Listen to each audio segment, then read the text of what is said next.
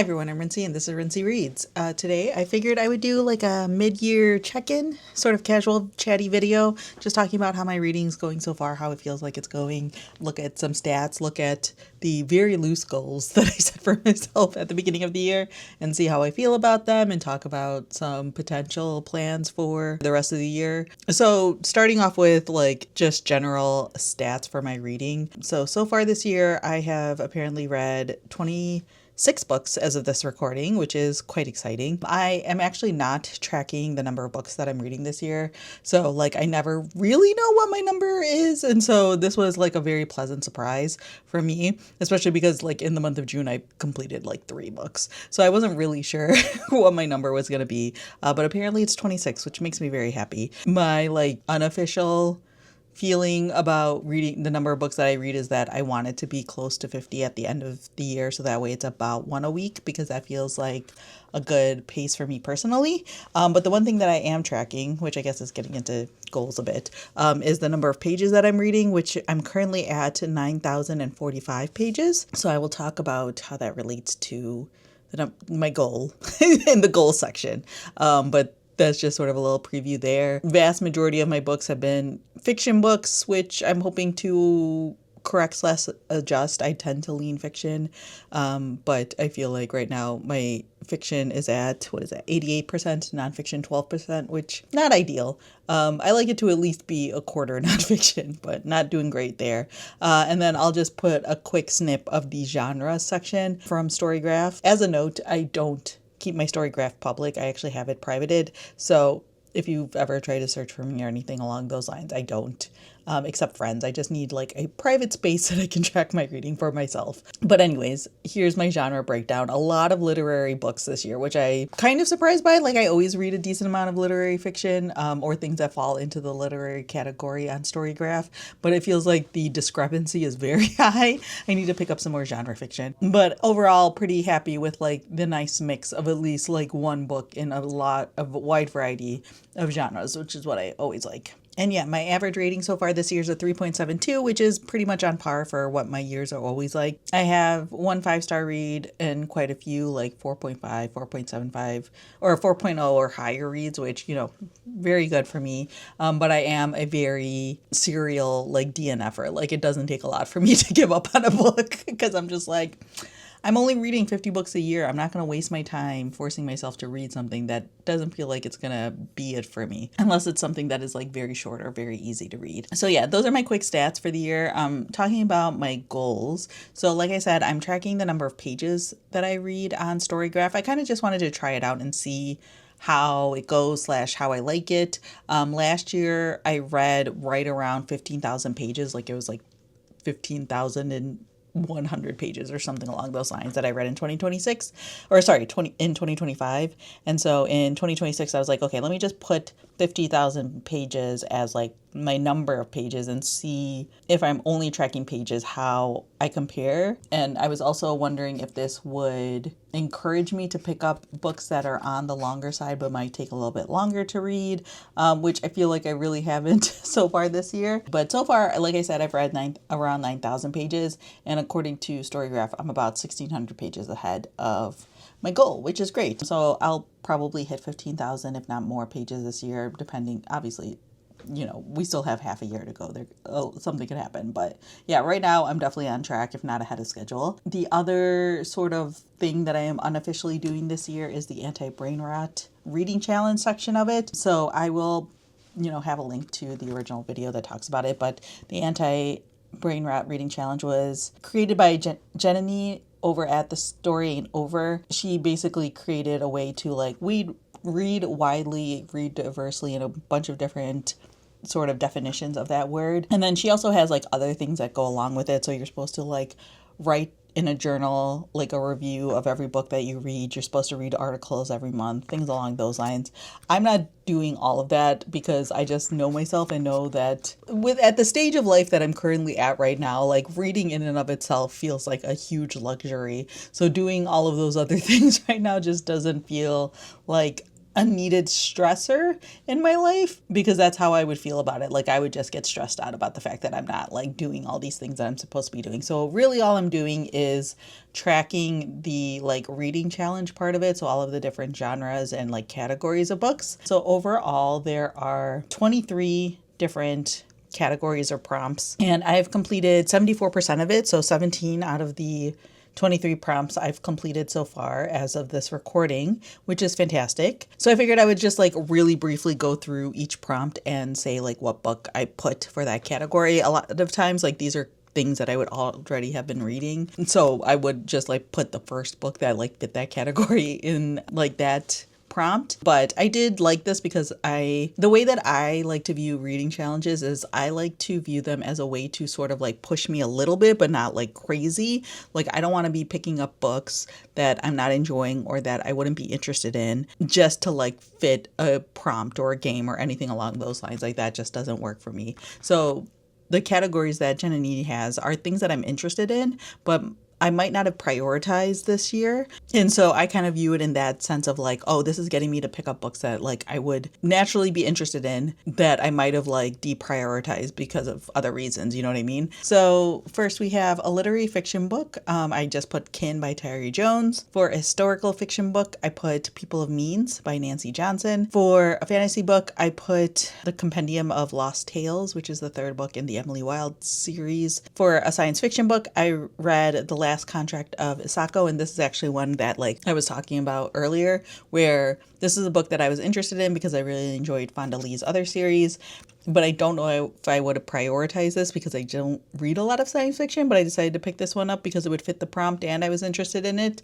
and I really enjoyed it. A horror book, I read Immaculate Consumption. Same idea here, like horror's not really my genre. I typically like shy away from it, but like everyone was talking about Immaculate Consumption at the end of last year, and I really ended up enjoying my experience with it. And again, I don't know if I would have prioritized it. For a romance or a thriller book, I put Overdue by Stephanie Perkins. I still need to read a classic. I still need to read a nonfiction history/politics book. For a nonfiction science book, I put The Mind Electric, which is a book about the brain and like neurological diseases and things along those lines, which was really interesting. For a memoir/biography, I did The Water Bears by Sacha Bonet. I still need to read a play or a poetry collection. I feel like this is going to be my hardest prompt. I still need to read a graphic novel, which I have 2 on my physical TBR, so I just plan on picking up one of those. For an anthology/short story collection/essay collection, I used A Broken People's Playlist, which was a short story collection I read earlier this year. For a translated book, I used Lost Souls Meet Under a Full Moon, which was translated from Japanese. For a book with a queer/LGBTQIA+ main character, I used The Sons of El Rey,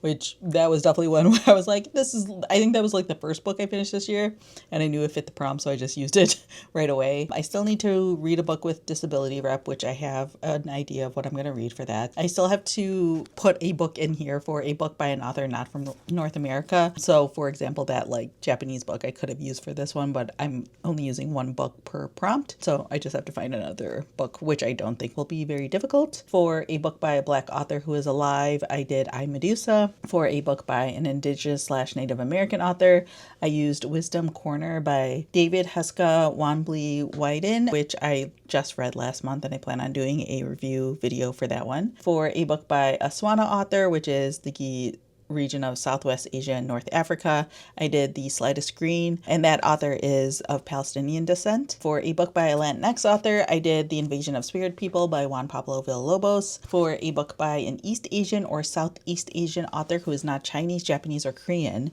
I did The Original Daughter, which I believe is of Taiwanese? No, Singaporean. And then a book by a South Asian author who is not Indian. I just finished this book called Leverage, which is by an author who is half Pakistani. So counted that one. So yeah, like I said, doing pretty solid on that challenge. Like I have a pretty strong idea of what I'm going to read for all of the other prompts except for the play or poetry collection one.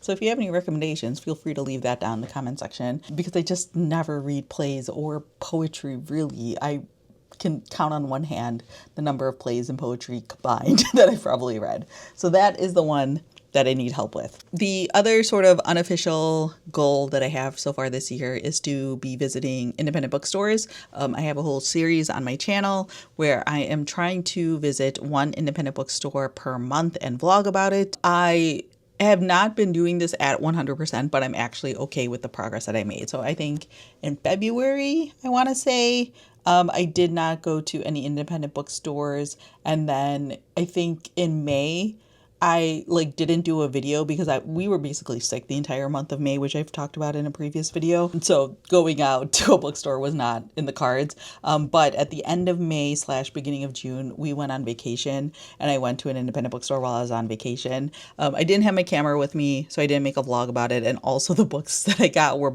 one was a book that I've already read, and the other one was Whistler by Ann Patchett, which I literally went to that bookstore and I was like, if they have Whistler, I'm buying it because it like came out that week and I really wanted to read it. So yeah, there was another book there that I was interested in, which would have been perfect for the vlog because I'd never heard of it before, but it sounded super interesting, but didn't end up getting it.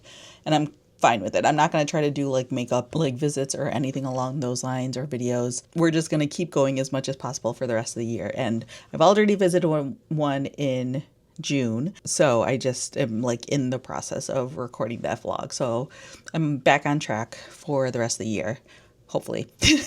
So yeah, that's basically like all the unofficial goals that I made for myself at the beginning of the year. I say unofficial just because like I didn't make a video about it because I didn't really know like what this year was going to look like. Like I feel like after having my kid, my reading's just been all over the place. Video making has been all over the place. So I kind of just wanted to be like, whatever happens, happens.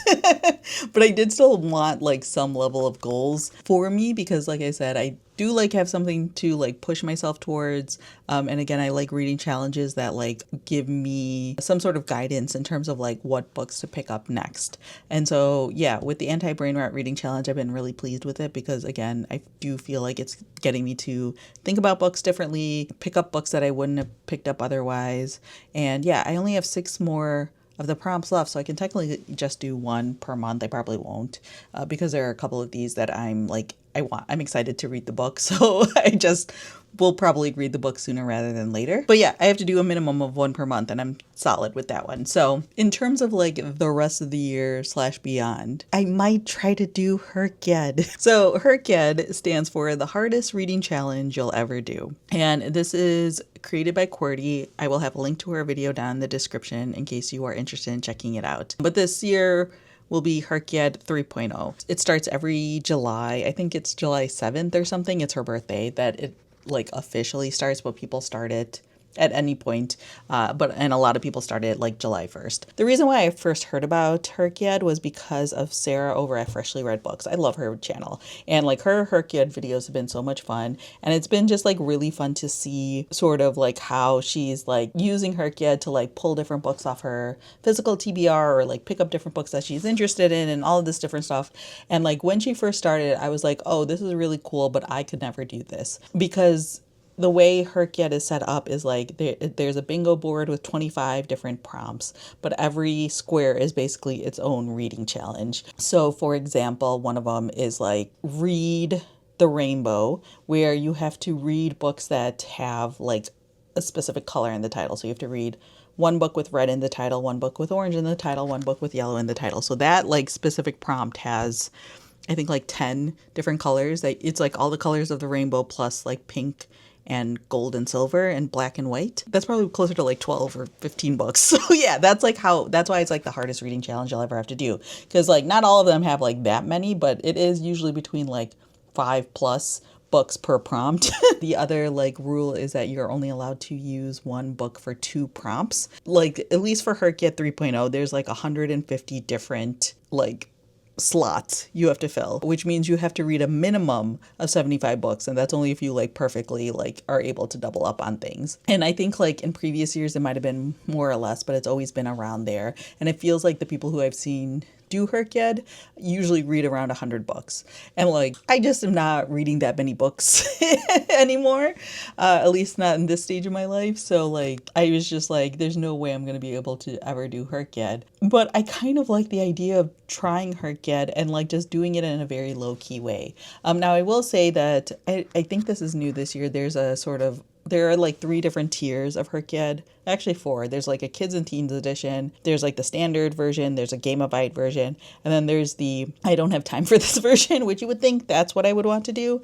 And like the rule for that one is you just have to read like 1 book per prompt. But I don't think that's very fun. Only because like some of the prompts, like I don't know how you would do it, because it's like one of them's like you're supposed to read an anthology and then you're supposed to find, I don't remember how many, like between 3 to 5 books from authors of that anthology. How do you only do 1 book for that? There's another one where you're supposed to like the name of the main character in 1 book.